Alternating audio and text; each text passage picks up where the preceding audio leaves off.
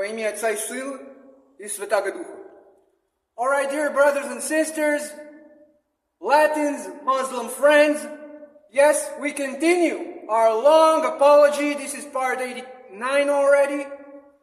Our apology addressed to you Muslim, our Muslim friends, yes? Answering mainly Korra the Taimi and her friends Libiano and others. Now, there was another debate as we hoped that it will happen in the previous video. I just saw part of it, and it is one Muslim against 10 Christians, so-called Christians, an embarrassment again, once again. The Westerners were decimated, spewed sin and heresy again, and that Muslim against them, who decimated them, not because he's good, is a lying, arrogant idiot, actually, who thinks he's some smart guy, and he calls himself the Muslim metaphysician. We call him not Muslim because he's embarrassment to Muslims, and takfir you Muslim, yes. Attack the Shia brothers, hates them, hates everyone, basically, except a few from his little Salafi sect, which don't speak for most Muslims, not even close. They are just loud on the internet. But in real life, Muslims don't follow their sect. And they takfir other Muslims, Sunni Muslims, who are not the ones who are in this Athari creed, okay? So, the Moran metaphysician made claims, and they couldn't answer him, those Protestant heretics. And Protestants, as you know, are not Christians, just as Zionists are not Jews. It's the same principle. Totally apostasy, outside of the realm of the faith, okay? So, Jake lied once again about our holy Tertullianus of Carthago, and he claims after, in light of Matthias 5:32, which he explained about, and we will show from the saints about all those verses. And he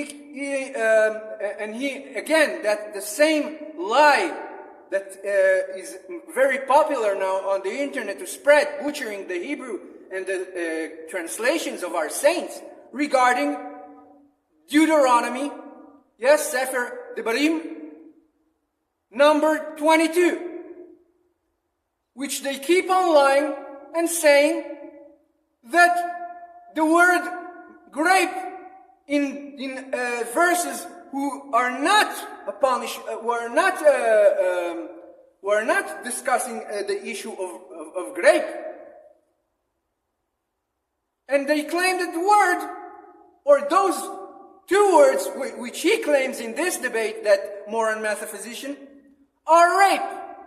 Well, let us educate him straight from the Hebrew and the saints, how they interpret that Hebrew, that Greek Septuagint, and the Latin. None of them translated as rape. And the fathers, who are the sole authority, as we said over and over, infallibles on doctrine and dogma, which is the sacred tradition under the Spirit, which was passed down to them from the apostles and their disciples and onward, in an unbroken chain of apostolic succession. So, he claims that Tertullianus says that the law of Moses tells a woman to marry a man who acted after violence to a damsel. He quotes him. He doesn't know what he means there, the Latin and everything. So he jumped to the conclusion that the holy Tertullianus, who is not officially a saint but should be canonized, as many others, that he says that this means a reward or something like that to rape. So a woman has to marry a man who raped her, okay? Which is a lie. And we will show you exactly from the saints themselves. So Jake thinks also that in both cases in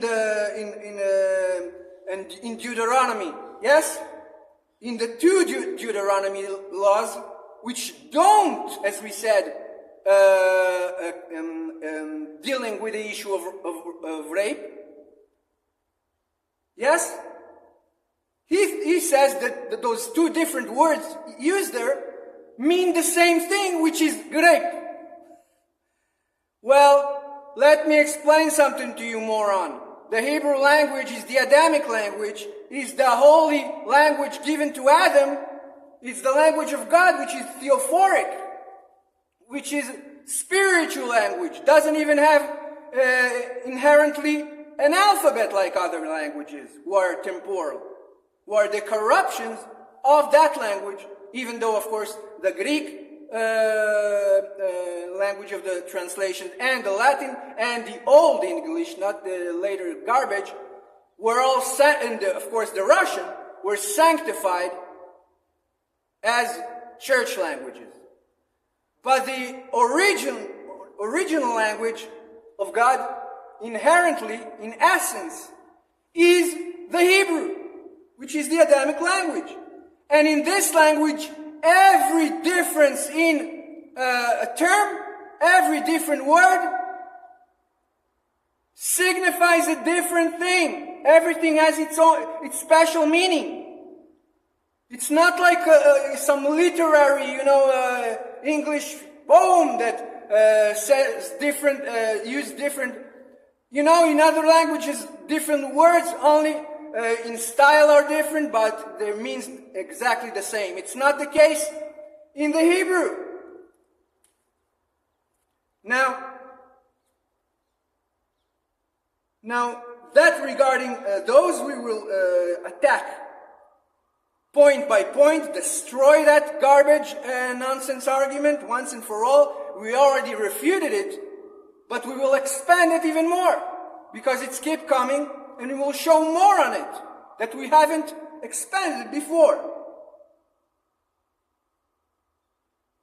And that is, of course, those two verses we were, and all of the verses which we'll deal with here, both in all cases. That is, we will read first and explain straight from the original Hebrew. So first of all,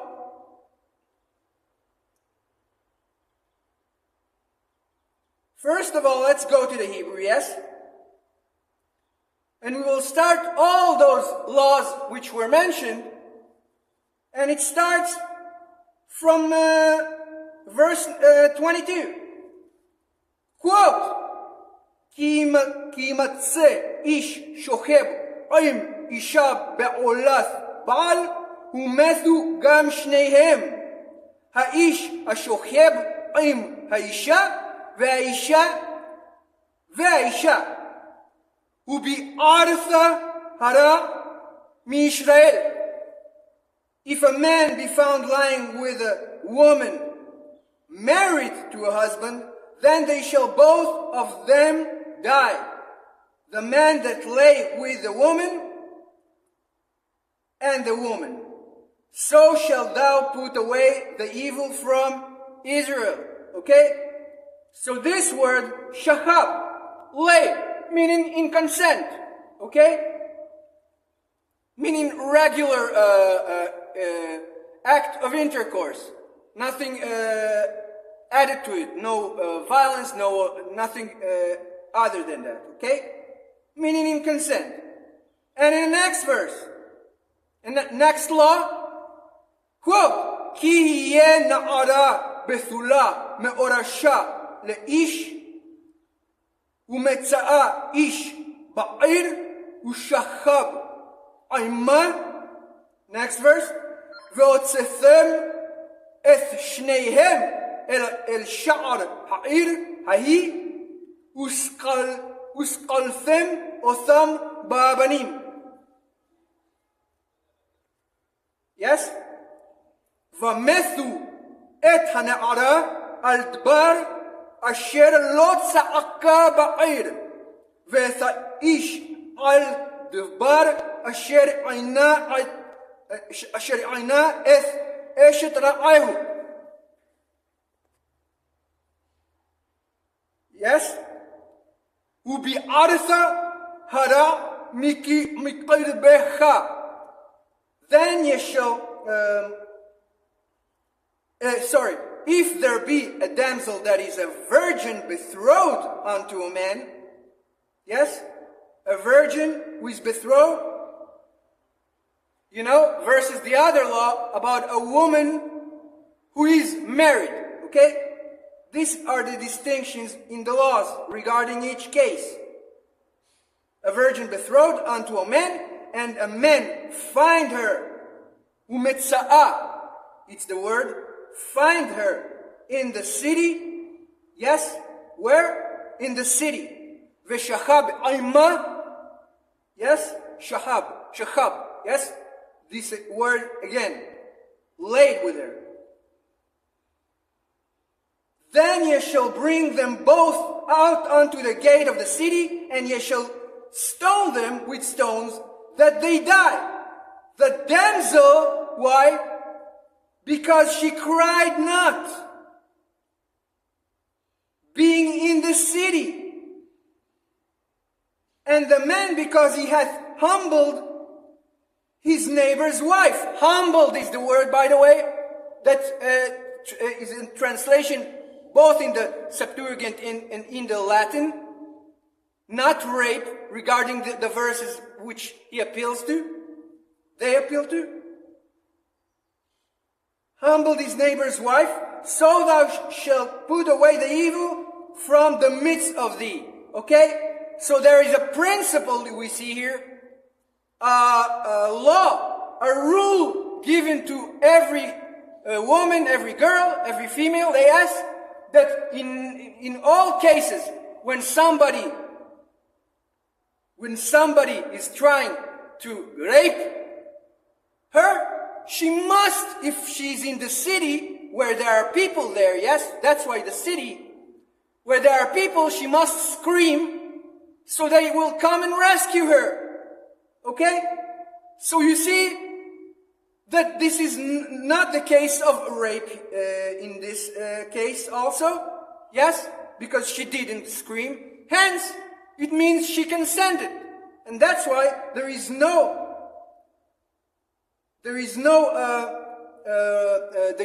nothing about raping here too. Okay? We established it. Okay? And the word is, by the way, humble, which they said that in the Hebrew that is a rape. What is it in the Hebrew in this verse? Aina, it's not rape. Aina is like the word ta'anith, where a monk or someone puts upon him uncomfortable things, like fasting and so on, to be closer to God and to humble himself and abstinence and so on. Yes? That means he raped himself? What are you talking about? You don't know the Hebrew, you don't know anything. No, not the Greek, even not the Latin. Yes? And the next law, now we'll see. Quote, Ve'im ba'shadeh yimtza ha'ish et hana'ara המאורשה והחזק, listen carefully, החזק בה האיש ושכב עימה ומת האיש אשר שכב עימה לבדו. But if the man find a damsel, yes, that is betrothed, in the field, you see when there is no man there, in the field, and the men raped her, meaning the word is of force, meaning ve'hazik, holded her, okay? When she cannot escape, yes? That is the context. The root word is hazak, meaning strength, okay? And that is what is predicated about what the act, then what he does with her. Shahab, it says, meaning he laid with her. It's not only laid with her, but predicated to it. It is that he hazik, raped her by force, that is, forced himself upon her. And then it says, and then the man only that lay with her shall die. And the next verse, let's watch this, about the damsel. Quote, ולנערה לא תעשה דבר, אין לנערה חטא מוות, כי כאשר יקום איש על רעהו ורצחו נפש, כן הדבר הזה. But unto the damsel thou shalt not do nothing. There is in the damsel no sin worthy of death. For as when a man reasoneth against his neighbor, and slayeth him, even so is this matter. See? And let's see the next verse, what it says about that rule for the female, about screaming. That he expands upon and explain that law. Quote, כי בשדה מצאה צעקה הנערה המאורשה ואין מושיע לה. For he found her in the field, not in the city. So if the damsel screamed,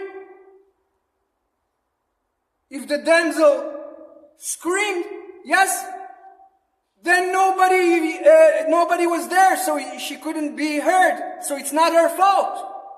So that's why only he died. So you see here clearly in that same chapter they appeal to,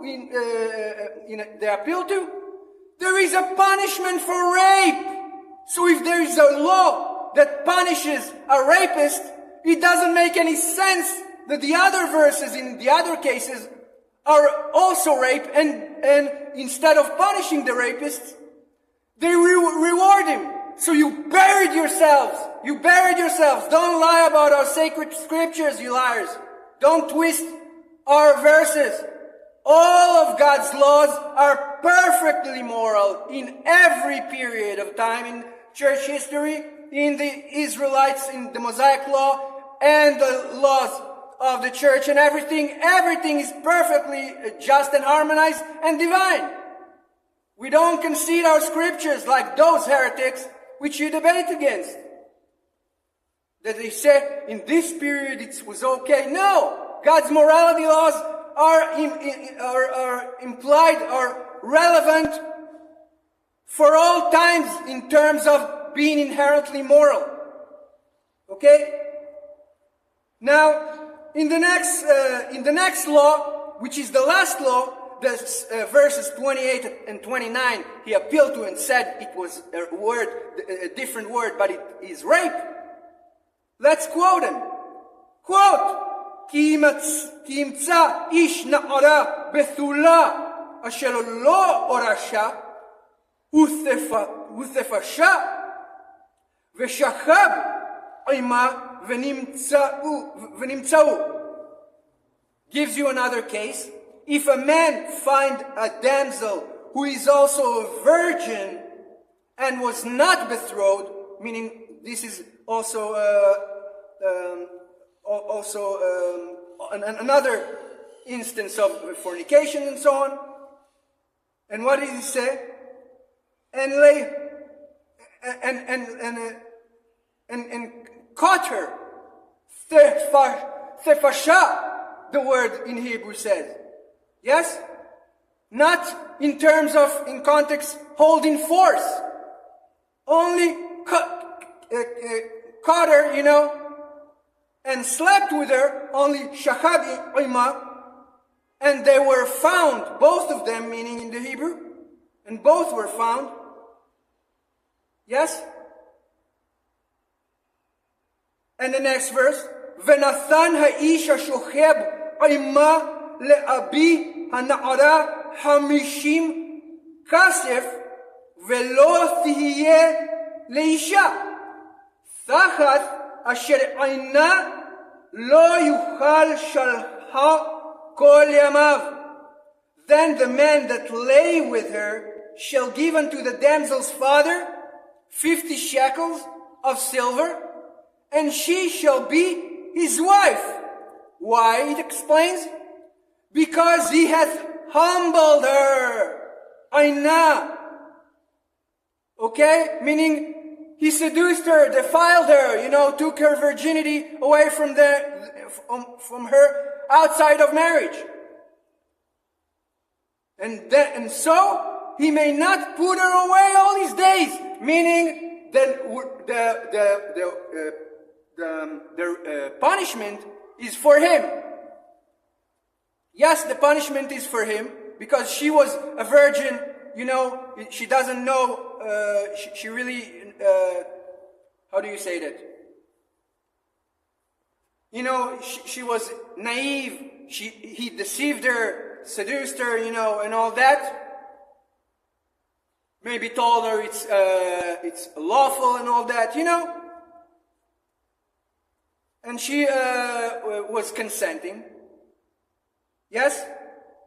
So, because he thought he could just have fun, have sexual intercourse with her without the obligation, then the punishment was him. No!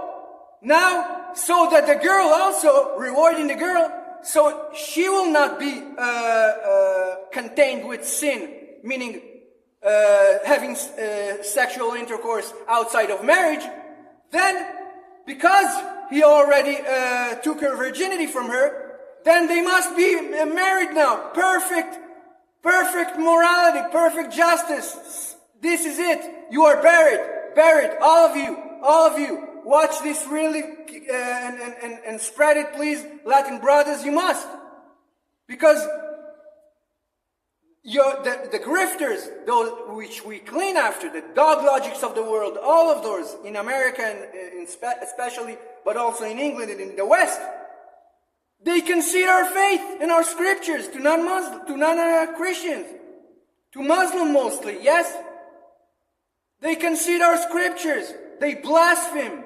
Yes, and they embarrass us. And saying that the word of God rewarded violence and rape. So we buried Jake, the Moran metaphysician, and all the rest that appeal to those verses as they butcher the other verses in the Hebrew, which we already debunked, and we will continue if we will see other cases. All of them, we leaving no rock unturned. And from where? Not from our mind, not from our speculation like those Protestants and their ad hoc innovations. Straight from the mouth of our saints alone. Okay, and we will show right now how the saints themselves, their own words, regarding this. Now Tertullianus, let's start with him.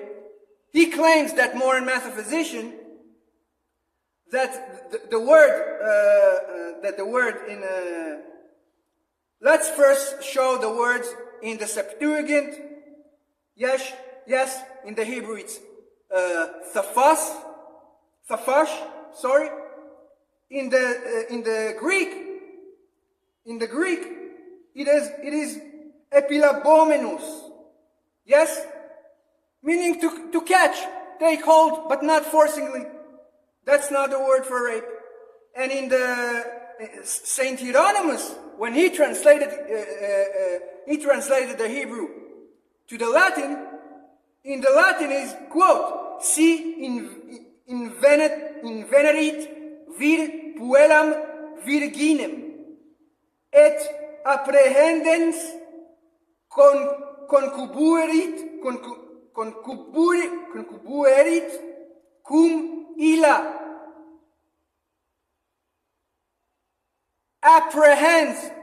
See the word in the Latin? It's similar to the English even. Apprehendens. Simply means apprehending or catching. And concubuerit means lay with her. Okay? For the penalty, Saint Hieronymus of Stridon, the doctor of the church, he wrote, Quia humiliavit illam, because he humbled, dishonored her. See? So none of those, let's start with this, says rape. Now in the holy Tertullianus of Carthago, the teacher of Saint Cyprianus of Carthago, who always referred to him as the master, always when he went to study the faith, the scriptures and everything, he said first for his servant, give me the master, the works of him. So anyone who calls him a heretic and all that in the West, you can go to your Protestant cults and embarrass yourselves in front of Muslims. We are actually having fun watching it, because it helps our faith when heretics, who claims to be Christians, are decimated. Now, Tertullianus, he uses the Latin legal term stuprum or pervim, okay? By violence, okay? Let's say. In a structural sense, meaning an unlawful violation of a virgin purity, yes?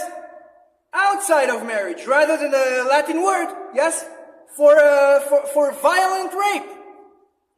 So he writes, quote, the same Moses in another passage enacting that he who had married after violence to a damsel, pervim, should thenceforth not have it in his power to put away his wife.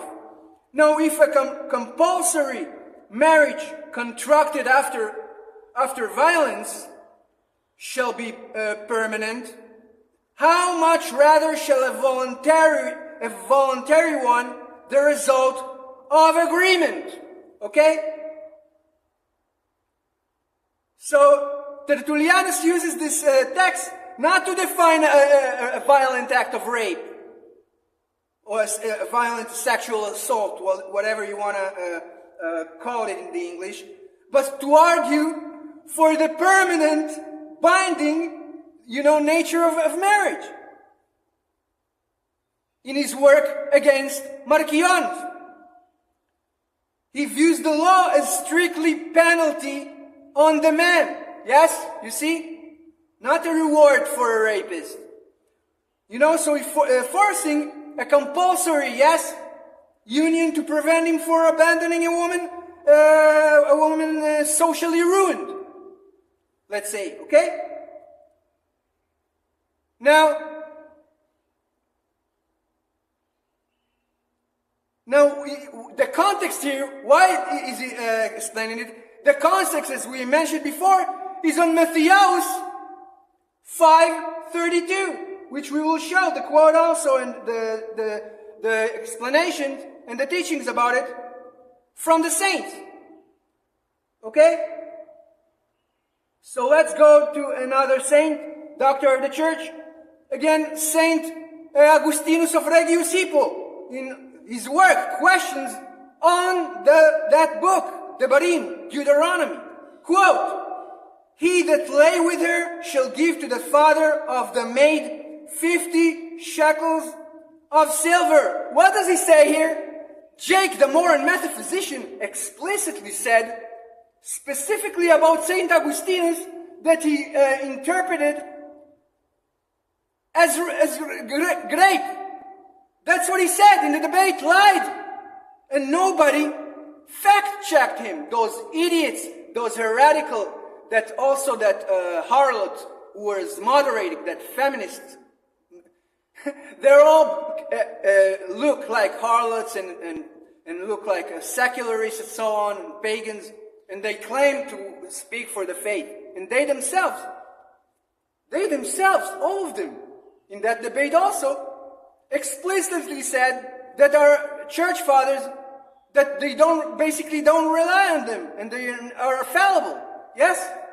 That they don't agree with this and that about them. And one of them even said that the one who they do follow is Aquinas, who is so much later an innovator, also fell to the heresy of modalism among everything else, rejecting,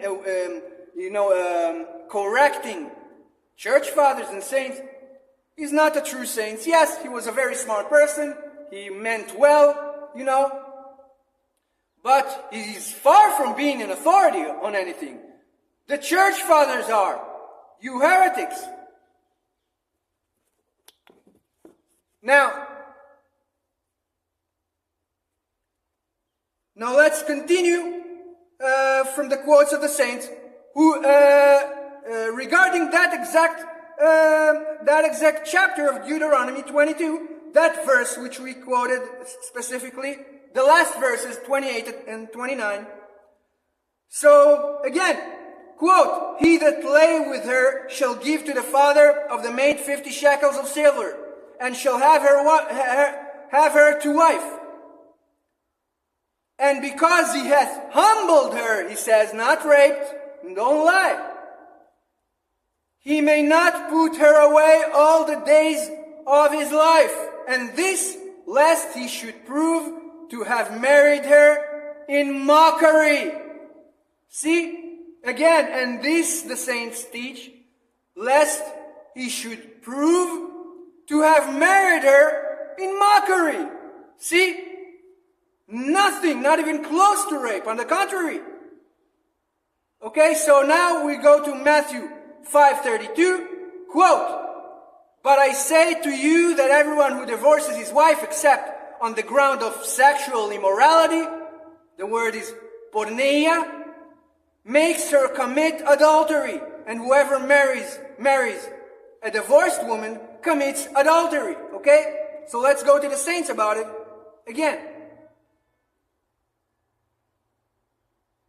Okay, so Saint Augustinus of Regius Hippo on marriage and concupiscence. Quote, so complete is the observance of this bond in the city of our God, that although women marry and men take wives for the purpose of procreating children, it is never permitted one to put away even an unfruitful wife for the sake of having another to bear children.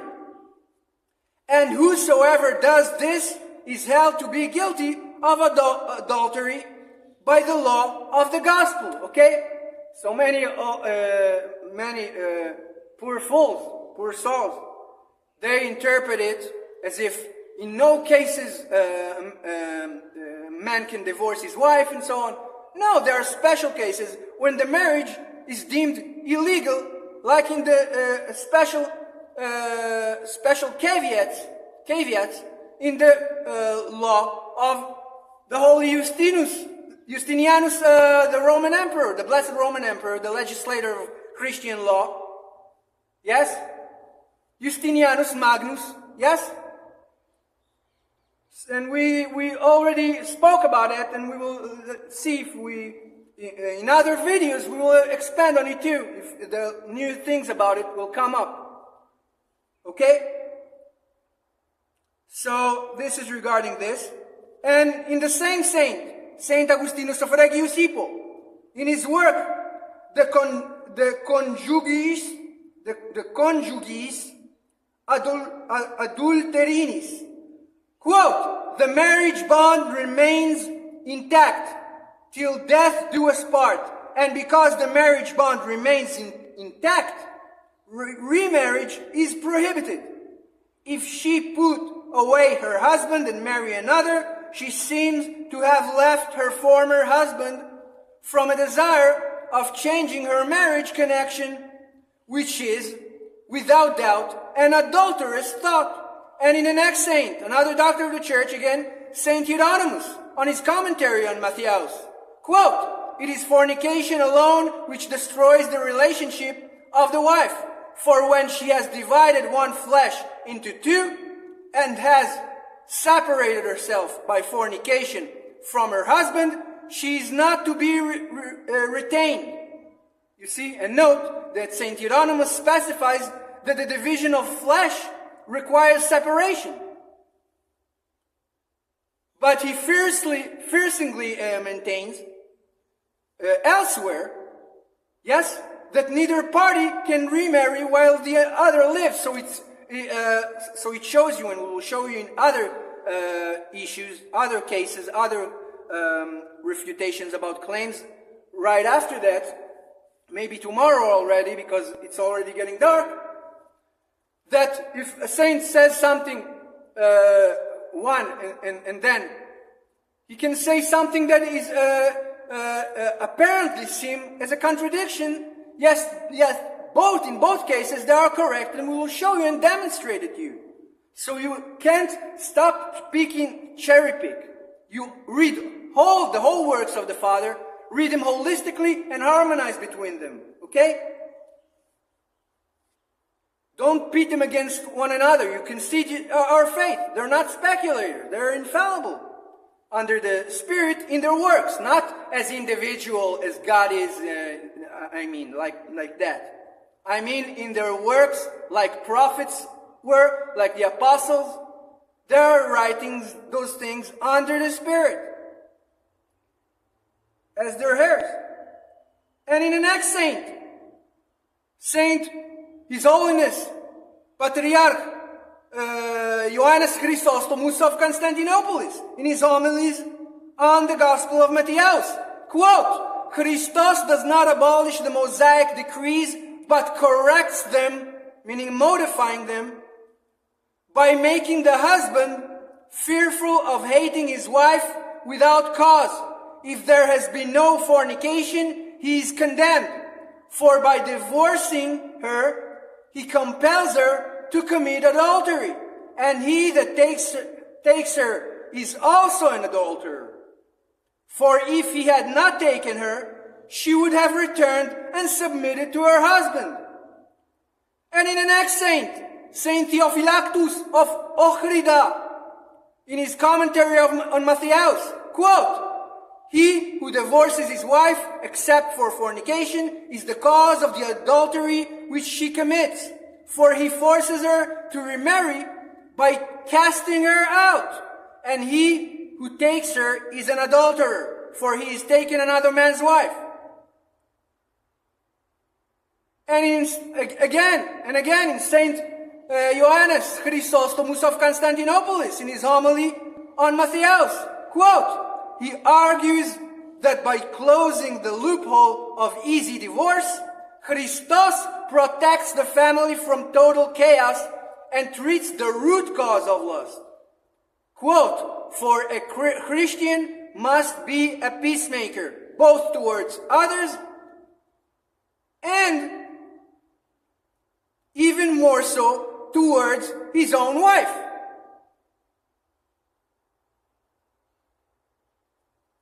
And in the same place, quote, "For if he had made these laws from the beginning, they would not have received them. Therefore, he allows the lesser evil to prevent the greater." Okay?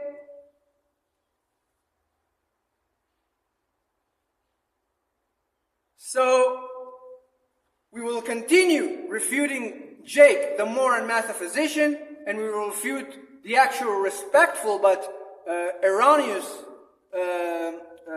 Muslim friend, who is the Muslim lantern. We will refute him and Jake, the Moran metaphysician, at the same time regarding this debate, but others also.